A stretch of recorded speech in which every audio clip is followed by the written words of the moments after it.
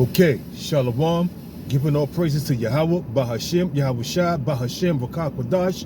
Double honors to the apostles, the bishops, and the elders of Great Millstone. And salutation, I came out, I push this word in truth and in sincerity. Yesterday, or the day before yesterday, they had like a emergency UN Security Council on the situations going on in the Gaza Strip between the Israeli gutter rats and the Palestinians. And they was trying to come with a resolution to get these aid, food, water, medical supplies over there without coming with a ceasefire. So they came up with a watered down version of you know, some kind of group of deal. So the Gazans receive aid, such as not military aid, such as medical supplies, food, water, you know, things like that. So without allowing a ceasefire, you see, the United States government is constantly vetoing a ceasefire resolution to put an end to all the violence. Now, from what's been said by Andrew Napolitano and Tony Shaffer and the rest of the people that come on this show, over 20,000 Palestinians have been killed, not too many Hamas fighters, and 18,000 of them that was killed, the Palestinians, is women and children. So Israel's looking bad, and the American government is backing them up, giving them military weaponry and parts of their F-16s and things like that. They're looking real bad to the rest of the world. You know, the rest of the world is looking at that as, listen, that's an travesty, that's an atrocity that's being committed on the Gazans, you know, or the Palestinians. So they try to get together to come into a resolution to put it into, to make a ceasefire. They had a ceasefire during the time of the vacation, during the time of the Thanksgiving Day celebration of these pagan holidays that Esau has, but only lasts for 8 days.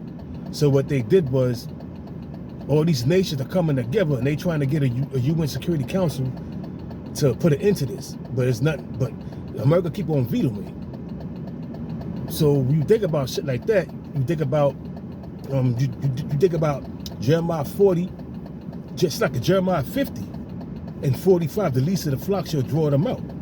You know? When you go to Jeremiah, the 51st chapter, the whole chapter is going into the destruction and judgment of these different nations, and mainly America.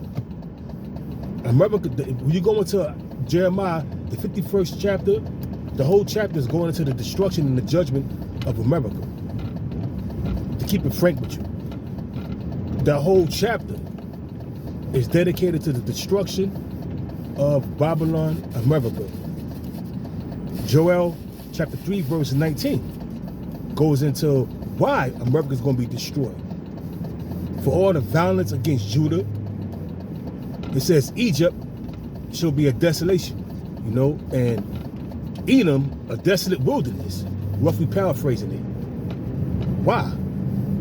For all the violence against Israel, Judah and Israel, man. You enslaved the Native Americans, you know.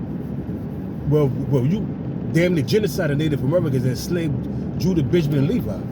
You don't think you're going to pay for that? You don't think you're going to pay for that, man? See, a lot of you crackers out there think that that's just because, oh, that was my forefathers. I had nothing to do with that. Yeah, but it tell you in Isaiah 21 and 14, prepare slaughter for his children, for the iniquity of their fathers. You are your forefathers coming back, so you're going to pay for what you have done in the past. You people don't have a clue what's going on, man.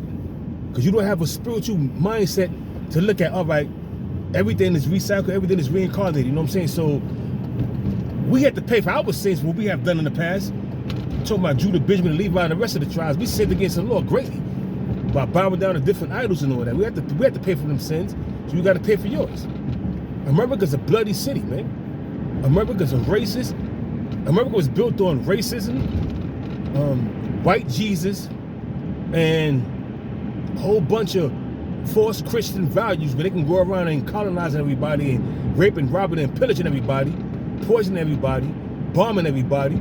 To this very day, America has been doing that. You know?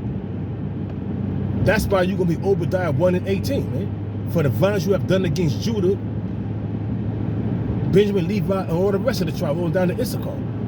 You're going to pay, man. You're going to pay dearly for all your atrocities. There's no escaping the judgments of the Lord, man. You know? And the Lord used you devils, mainly in America, to be a golden cup in his hand to deceive all these different nations and to get these other nations against you, man. The Lord is going to put the spirit on these nations to turn against you. And that's that assembly of great nations in Jeremiah 50, verse 9 on down, man. That assembly of great nations that's going to come up against you, you devils, man. You're not going to escape the judgment of the Lord, man. You know? So I would advise you to go with Lamentations 4:21. Rejoice and be glad, man. Have a good time, man, while you got your kingdom. While your kingdom is on its last toes. Enjoy, rejoice and be glad. Have a good time. Go on your luxurious vacations. Do what you have to do. But know for sure that, hey, your time is ticking and your empire is circling the drain, and you will go into slavery. You will go into slavery, you devils. You will go into slavery. There's no disputing that. Your judgment is set. It's already written. We just living it out. So, hey, when you look at it on a spiritual standpoint, on a spiritual aspect of the whole thing, you know, America has been destroyed already, you know? That's why it says we will have healed Babylon. But there's no healing this bitch, you know? In the fourth dimension, America has been destroyed already, you know? We just playing out the Lord's movie.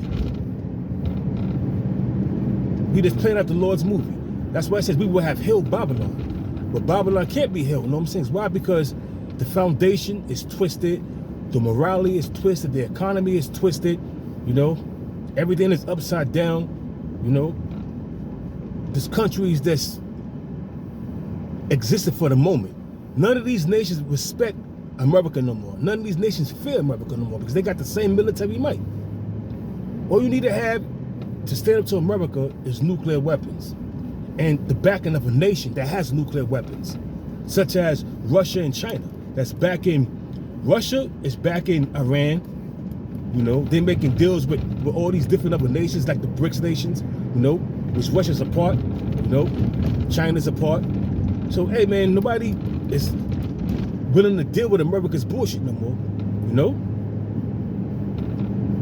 America's a big, great altar.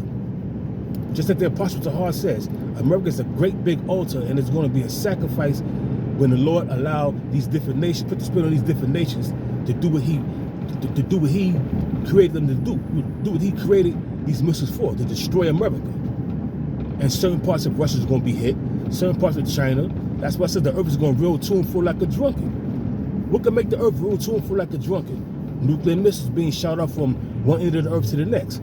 And that's pursuant to Isaiah, the 24th chapter, the 19th verse. On down, the earth is going to roll to and fro like a drunkard. The earth is going to be clean, dissolved, utterly broken down. We could do that. Roughly paraphrasing that scripture, we could do that. Nuclear fire and concentrated fire from them chariots when Yahweh shall crack them skies. See, people is worried about what their New Year's resolution is going to be, not considering that things could pop off. You got sleeper cells in America that's waiting to do damage. They're waiting for that phone call to do damage. The respect for America is gone, man. Nobody respects America. Nobody fears America no more. They definitely don't respect creepy, sleepy Joe. That nigga don't know what the fuck is going on. He read it for teleprompter, and they tell him what to do. He's not running shit, man, but his mouth. So we're going to see what happens, man. 2024 is approaching, less than a week away. Whether like about 9, 10 days away, 7 days, 8 days away from a new year, so to speak.